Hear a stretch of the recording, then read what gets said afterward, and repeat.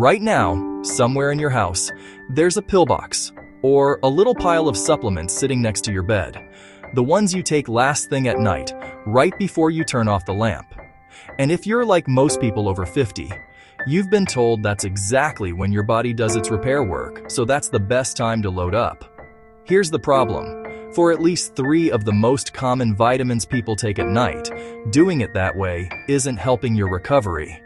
In some cases, it's actively working against the very repair process you're trying to support. This isn't a fringe idea. Researchers studying growth hormone release during sleep have found that somewhere between 60 and 80% of the body's nightly tissue repair and recovery work happens during the deep, slow-wave stages of sleep, mostly in the first few hours after you fall asleep. That's the window everyone's trying to optimize for. The mainstream advice you'll see everywhere says, take your vitamins at night, because that's when repair happens. So feed the machine right before it starts working. But that advice skips a step. It treats before bed as one single moment, when really it's the entry point to a multi-hour biological process: digestion, absorption, hormone release, and sleep cycling, all happening on different timelines, often competing with each other. Lumping every vitamin into that one moment doesn't optimize the process. For several common nutrients, it interrupts it. Root cause 1. Fat-soluble vitamins need fuel they don't get at bedtime. Vitamins A, D, E, and K are fat-soluble. That's not a side note. It's the whole story for how your body absorbs them. They need to travel through your gut alongside dietary fat to be absorbed properly.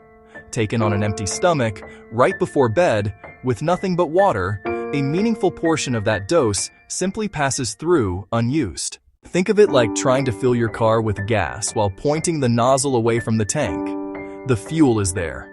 The car is there. But without the connection between them, most of it ends up on the ground instead of in the tank. That's what's happening with your vitamin D and K2 when you take them dry, alone, at 10 p.m.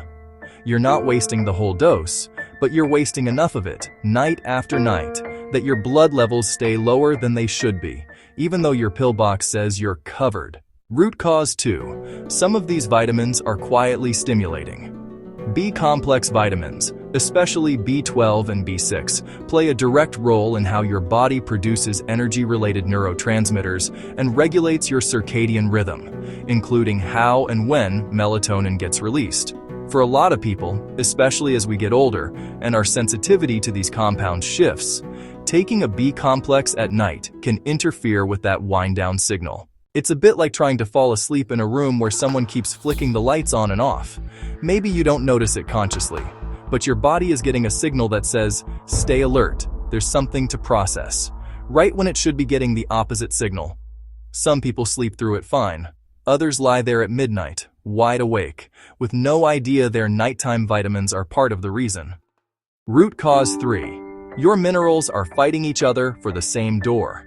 Calcium, magnesium, iron, and zinc all get absorbed through overlapping pathways in your gut. When you take them all together, which is exactly what happens in a single bedtime dose, they compete for the same transporters, like several people trying to push through one door at the same time. Some get through. Most get stuck in the doorway and never make it in at all. Calcium and iron are the classic example. Calcium can block iron absorption by up to half when they're taken together. Zinc and copper do something similar. So when someone takes a multivitamin, a calcium supplement, and a magnesium supplement all in one nighttime handful, convinced they're covering all their bases, what's actually happening is a traffic jam, where the body absorbs a fraction of each instead of the full amount of any of them. So here's what to actually do instead. This isn't about taking more supplements or buying anything new.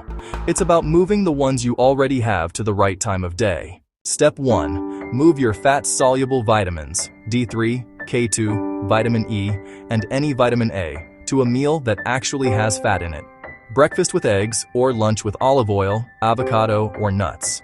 A common dose is 2,000 to 5,000 IU of D3 alongside 100 micrograms of K2. Taking it with food isn't a minor tweak. It's the difference between absorbing a fraction of that dose and absorbing nearly all of it. Step 2. Move your B complex and B12 to the morning, ideally with breakfast, at least 8 to 10 hours before bedtime. If you take a B12 shot or sublingual, same rule, morning, not night. This one change alone resolves a surprising number of "I wake up at 2 a.m. for no reason" complaints. Step 3. Separate your minerals by at least 2 hours. Take calcium with one meal and magnesium or iron with a different meal, several hours apart. Here's the one exception worth knowing. Magnesium glycinate, in the 200 to 400 milligram range, is actually one of the few supplements that's fine, even helpful, at night, because of its calming effect on the nervous system. Just don't take it in the same handful as your calcium or iron. Step 4. If you take iron, take it on an empty stomach in the morning, away from calcium and dairy, and pair it with a small amount of vitamin C to improve absorption. If iron upsets your stomach, take it with a small snack, but never lie down within 30 minutes of taking it, since iron supplements are notorious for causing reflux when taken flat on your back. Now, here's where most people get stuck, even after hearing all of this. Mistake number 1 is convenience. The bedtime pill box exists because it's easy. One moment, one habit, done. But easy to remember and effective aren't the same thing, and for these nutrients specifically, they're working against each other. Mistake number 2 is assuming natural means timing doesn't matter. Because these are vitamins and not prescription drugs, people assume there's no wrong way to take them. But absorption biology doesn't care whether something came from a pharmacy or a health food store. The rules are the same. And mistake number 3.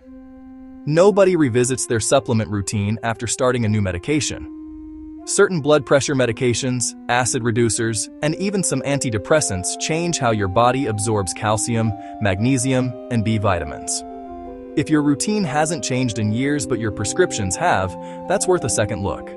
Ideally with your pharmacist, who can check for interactions in about 5 minutes. So here's your action plan. 4 steps, starting tonight. 1. Sort your current supplements into 2 piles, fat-soluble vitamins, A, D, E, K, and everything else. 2. Move the fat-soluble pile to a meal with fat in it, morning or midday. 3. Move your B complex and B12 to the morning as well. 4. If you take multiple minerals, space calcium away from iron, magnesium, and zinc by at least 2 hours, and keep magnesium as your one nighttime exception if you choose to take it then. If this video gave you something new to think about, hit the like button and subscribe so you don't miss the next one. We cover the health topics that don't fit in a 10-minute doctor's appointment, and visit healthhustleacademy.com. We've put together the exact supplement stack and lifestyle tools we talk about in our videos, all in one place. Links are in the description below. Take care of your body. Nobody else is going to do it for you.